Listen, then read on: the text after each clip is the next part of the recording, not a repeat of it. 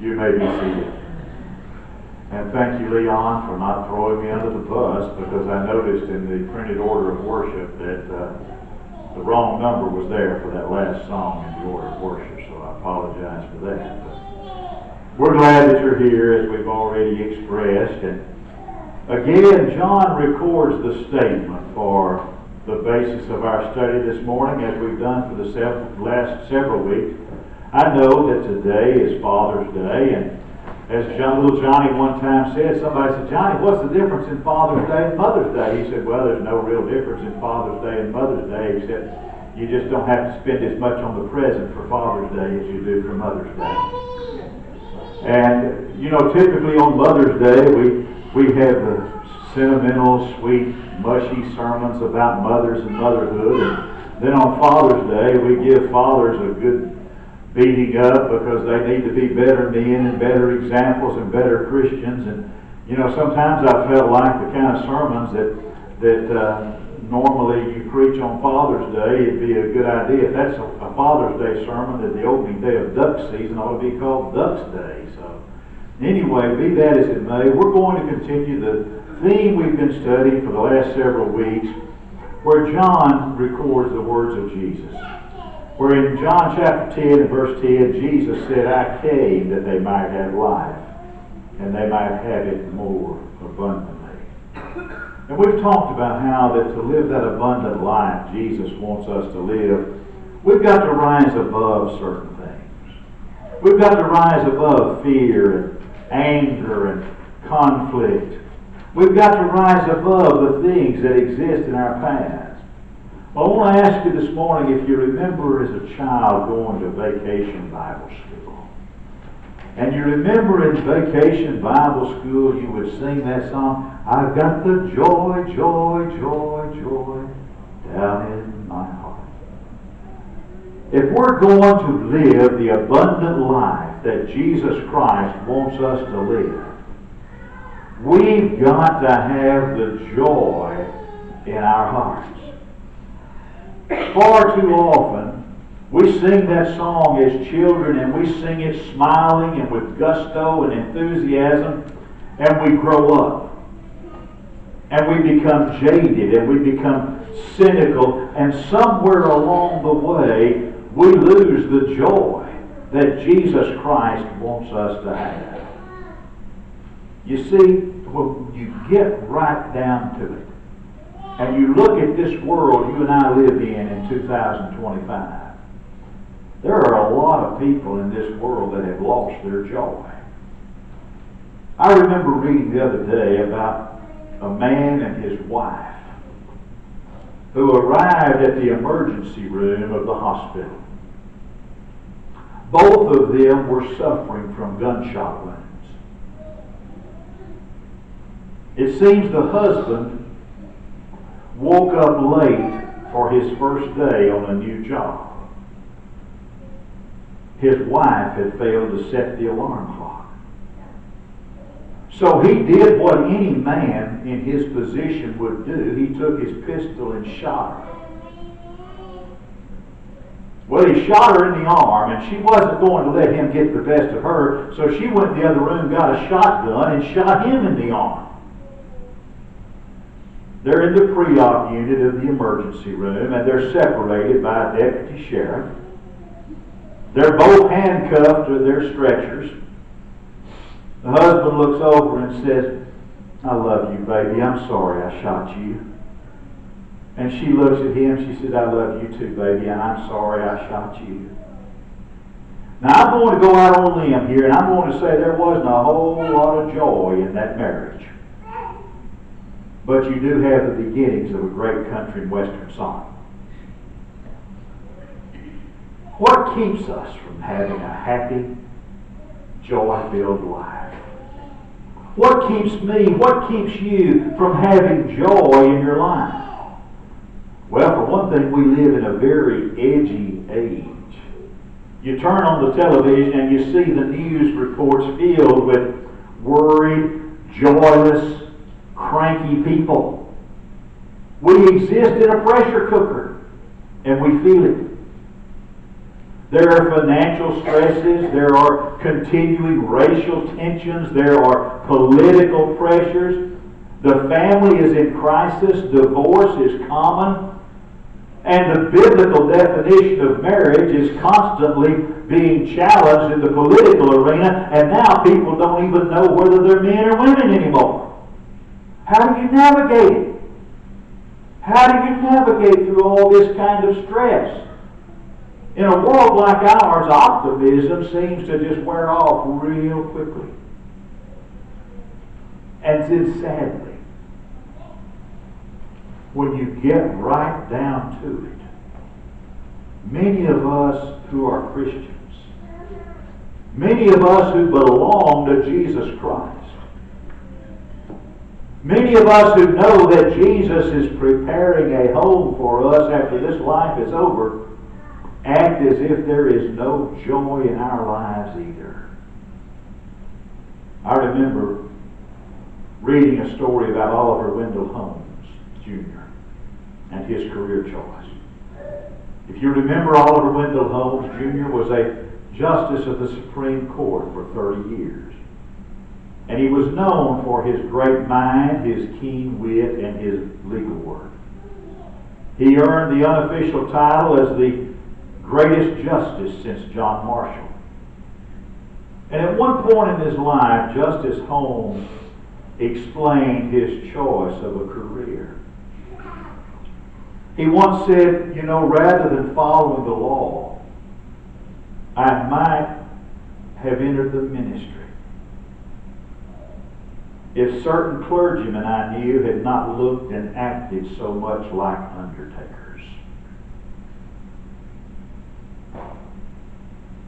Now that, my friends, is a sad commentary on the ministry and its outlook on life. Perhaps it's like the little boy.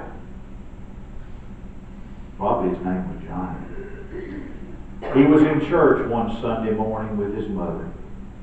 And he was a good little boy. He was very well behaved. He didn't cause any problems. But every once in a while, little Johnny would stand up in the pew. And when he stood up in the pew, he would turn around and look at the people behind him. And Johnny would smile at them. And that little boy and his smile was infectious. And pretty soon as he would stand up in the pew and look back and smile at people behind him, they would begin to smile back at him. And everything was going splendidly until his mother realized what the little boy was doing. And when she realized what he was doing, she grabbed him by his ear and she twisted that ear and said, "Sit down and remember that you're in church." He started sniffling and crying. And she turned and said, "Now that's better, isn't it?" Isn't that sad? That some folks have the idea and they have the impression that when we come to church, it's all gloom and doom and there's not anything here to bring joy and happiness into our lives. Our attitude in the church, our attitude in our daily lives has an effect, beloved. It has an effect on how people perceive us as Christians and has an effect on how they perceive Christianity and how they perceive the church. Write this down. It's on the final exam.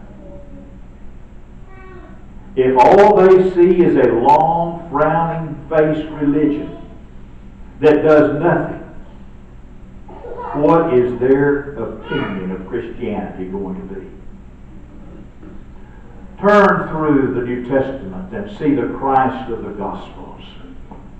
See Jesus changing water to wine at a marriage feast in Cana of Galilee. See Him walking the dusty roads of Palestine, healing the sick, raising the dead, making the lame to walk, the blind to see, the deaf to hear. I don't see Jesus Christ. I do not see Jesus Christ as some long-faced, foot-sliding, shoulder-drooping, slow-talking, depressed sad individual? If he was, why would the crowds be attracted to a man like that? I see the Christ of the Gospels as an enthusiastic, dynamic man full of joy, happiness, and charisma. If the crowds were attracted to Jesus while he was here on this earth, then doesn't it make sense they would be attracted to Christians and to a church that lifted up, magnified, and personified Jesus today? Given a choice, all of us want to be around someone who's positive and someone who's upbeat and someone who's optimistic. Now, really and truly, if you had your choice of being around someone who had a smile or someone who looked like they had been weaned on a sour pickle, who are you going to most likely pick? I'm going to choose the smiley-faced person every time. Now, the point is, there's some difficult people that you deal with in this world. I've seen a lot of people, I've met a lot of people in the church, out of the church, and all over the world. I've met people that need an attitude transplant more than they need anything else. And one thing I have never been able to wrap my head around is the concept of a grumpy Christian. To me, the concept of a grumpy Christian is one of those oxymorons. One of those things like jumbo shrimp, military intelligence, an honest congressman, or one of my favorites, a plastic glass. How many times have all of us, would you bring me a glass of water? Did you want it in a glass or a plastic glass? How do you have plastic glass? It's either glass or it's plastic. You can't have a grumpy Christian either. You see, it's hard for me to understand how a man or a woman who claims to be walking with God can be grumpy for any length of time. So I want us to think about that this morning. I want us to think about living abundantly and restoring our joy. Because when you get right down to it, isn't restoring our joy and focusing on that something you and I would want to do as Christians? Becoming joyful to the point that it's infectious and that other people would want to have some of what we have. Well, think about it. What is joy? Joy is an evidence of God living in us. If God is in our lives, and if Jesus lives in our heart, then, beloved, the joy of the Lord is going to show in us. Now, let's not make the mistake of confusing happiness for joy, because that's an easy thing for us to do. Happiness depends on what happens to you. So if all the circumstances are right, then you can be happy. Joy comes from inside. When David wrote that beautiful, immortal 51st Psalm, David had lost his joy. You see, David had sinned. David is perhaps one of the most spectacular failures you'll find in the Bible. Remember the young boy David picking up 5 little stones in his sling? Remember him taking one of those stones and killing the Philistine giant Goliath? And we know he was a poet, composing more of the Psalms than anyone else.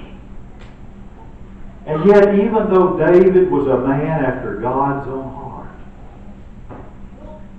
David was human. And his failure started off so very simply. He was tired. And in that season of the year when the kings would go to war, he chose not one year not to accompany his men in battle. And the roofs were flat, and David was walking one evening on the roof of the palace, and he saw a beautiful woman by the name of Bathsheba taking a bath. And as he saw her, he chose to let his eye linger just a bit too long. And then he thought. Then he acted. And one thing led to another in rapid succession. And before you knew it, David was sending one of his best soldiers to be killed. He had a man murdered to cover up a momentary indiscretion. It took God's man Nathan coming and breaking his heart that revealed his wickedness. To David's credit, David loved God. And David desired the joy of his salvation more than his sin. So he penned these words in Psalm 50. In verses 1 through 4 he writes, "Have mercy upon me, O God, according to thy loving kindness, according to the multitude of thy tender mercies. Blot out my transgressions. Wash me thoroughly from mine iniquity. Cleanse me from my sin. For I acknowledge my transgressions, and my sin is ever before me. Against thee and thee only have I sinned, and done this evil in thy sight, that thou mightst be justified when thou speakest, and be clear when thou judgest." And now, look at verses 12 and 13. "Restore unto me the joy of thy salvation, and uphold me with thy free spirit. Then will I teach transgressors thy ways, and sinners shall be converted unto thee."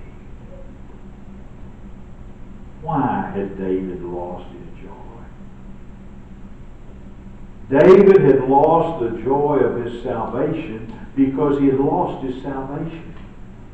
And he had lost his salvation because of his sin with Bathsheba. He prayed for his sins to be forgiven. And he prayed for the joy of his salvation to be restored. You see, when our lives become polluted by sin, we lose our joy in being Christians.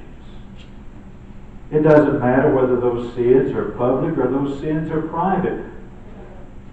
When we pollute our lives with sin, we lose the joy of our salvation. And yet, Luke chapter 8 gives us even another reason for the loss of our joy as Christians. In Luke chapter 8, you read the parable of the sower, and there Jesus talks about those who receive the word with joy. But in verse 13, he speaks of those who had no root, so they withered away. There are folks sometimes that just don't have the stability of character to remain true to God. In that same parable, Jesus also talks about those whose salvation and the joy of their salvation is choked by the cares and the riches of life in verse 14 of Luke chapter 8. And that makes us think about the rich young ruler of Luke chapter 18. The young man that comes running to Jesus, he falls down at his feet, and he says to Jesus, "Good master, what must I do to inherit eternal life?" And Jesus said, "If you would enter into life, keep the commandments." He says, "Which?" And Jesus enumerates the thought. He said, "I've kept these from my youth up. What lack I yet?" And Jesus able to look into that young man's heart. And able to ascertain what was the most important thing in the world to him. He said, if you want to be perfect, go and sell all that you have and give the money to the poor and come and follow me. Jesus was not preaching against the evils of being wealthy. Jesus was teaching the young man how important it was that rich or poor, great or small, nothing in this world could be more important than he was. It sickens me sometimes in our day and time to see politicians who one moment are taking the name of God in vain, run to a microphone and try to pretend they are theologians, and use Luke chapter 18 and the story of that rich young ruler and try to apply that passage literally to justify social re-engineering in our country today. Jesus didn't say that that young man was sinful because he was wealthy and he had great possessions. Jesus said, son, nothing can be more important to you than I am. Because we read that the young man went away from Jesus sorrowfully because he had great possessions.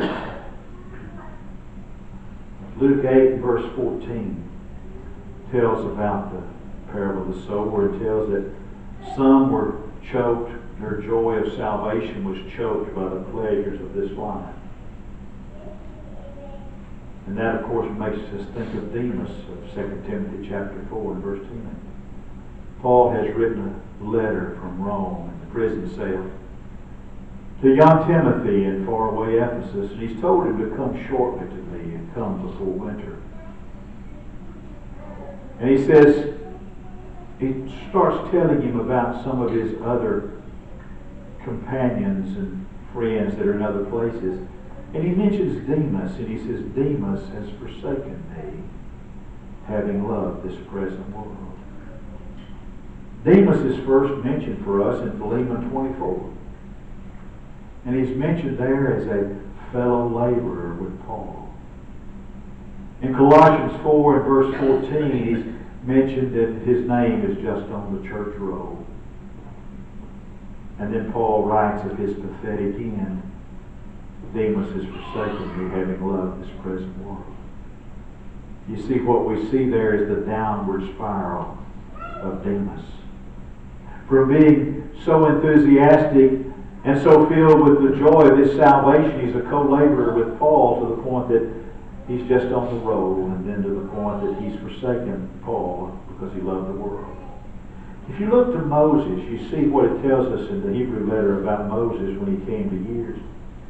It says Moses, when he was come to years, refused to be called the son of Pharaoh's daughter, choosing rather to suffer affliction with the people of God rather than to enjoy the pleasure of sin for a season, esteeming the reproach of Christ greater riches than the treasures of Egypt, for he had respect unto the recompense of the reward. Oftentimes, I've seen this more over and over and over in the 50 plus years since I preached my first sermon. Over the years, oftentimes the fact that folks have been members of the church for some time, it makes us begin to feel secure. And then when we feel secure, we become indolent. And then with inactivity comes the slipping away of the joy that had come with the work of the Lord. Somewhere along the way, we lose sight of the importance of our salvation. And the cares of the world seem far more important to us than the joy of salvation. We need to realize sometimes, we need to stop. Kind of like the old adage from railroad, stop, look, and listen. We need to stop sometime, take a long look, and realize what the blood of Jesus Christ has saved us from.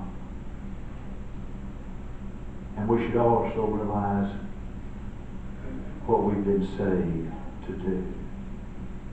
That we've been saved to serve, not saved to be served. What did David say?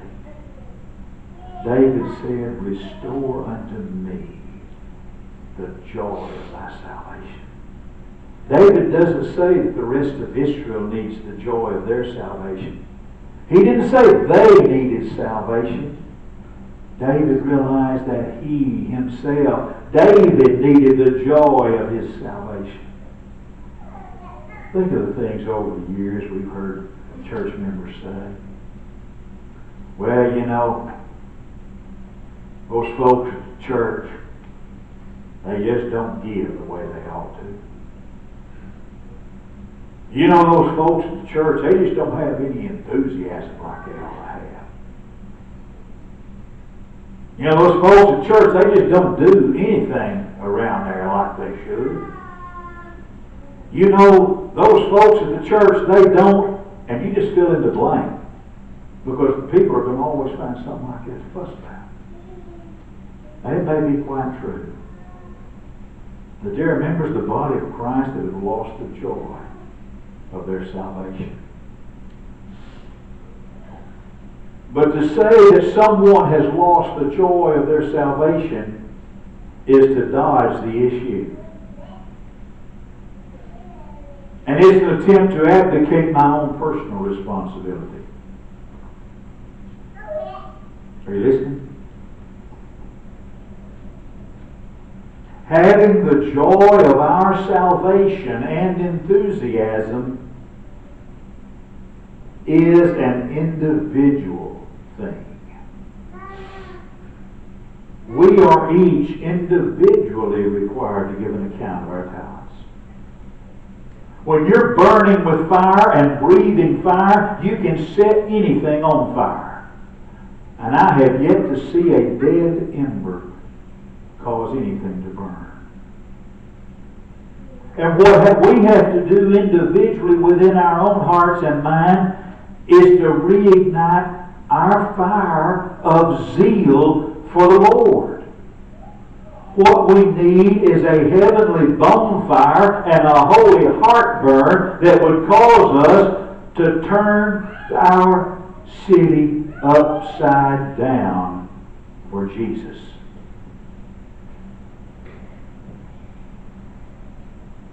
When individuals are bustling with activity, when individuals are experiencing the joy of their salvation, when I'm experiencing the joy of my salvation, and you're experiencing the joy of your salvation, then you're going to see the church do great things.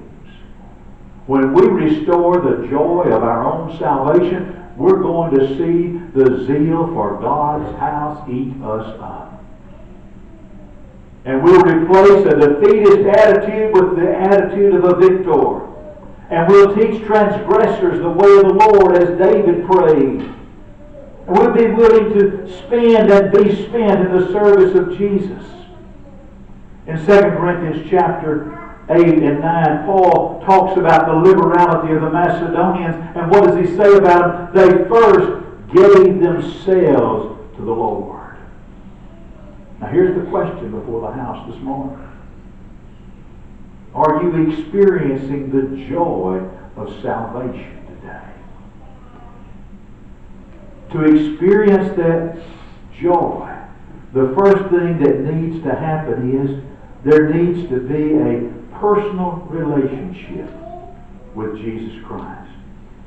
In John chapter 15 and verses 5 and 6, Jesus says, I am the vine, and you're the branches. He that abideth in me, and I in him, the same bringeth forth much fruit. For without me you can do nothing. If a man abide not in me, he's cast forth as a branch and is withered, and men gather them and cast them into the fire, and they are burned. when we become Christians, we're like a branch attached to Jesus Christ, the vine. He's the vine, we're the branches. There's a good song in the book about that. And as long as we're attached to Jesus Christ, the vine, we're going to bear fruit. That's where it begins, when we become a Christian. So, if you're not a Christian, that's the beginning place for this joy. Because you'll never have this joy until you're attached to Jesus, the vine. But if you're a Christian, and there's not a lot of joy in your life, there's not a lot of joy of your salvation, maybe you need to be reattached to the vine. One of my greatest concerns about the church all over the length and breadth of this nation of ours is there are detached branches dying. And sadly, they don't realize it. They look alive. They sound like they're alive, but they're dead. Where are you this morning in your walk with the Lord? Do you feel the joy of your salvation? Do you need to be reattached to the vine? Do you need to come back to the Lord and let brothers and sisters pray with you and for you? I don't know what's going on in your world. I don't know what the needs of your life are this morning. But if there are needs in your life we can help you meet, do not leave this building this morning without having in your heart the joy of your salvation. It's His invitation.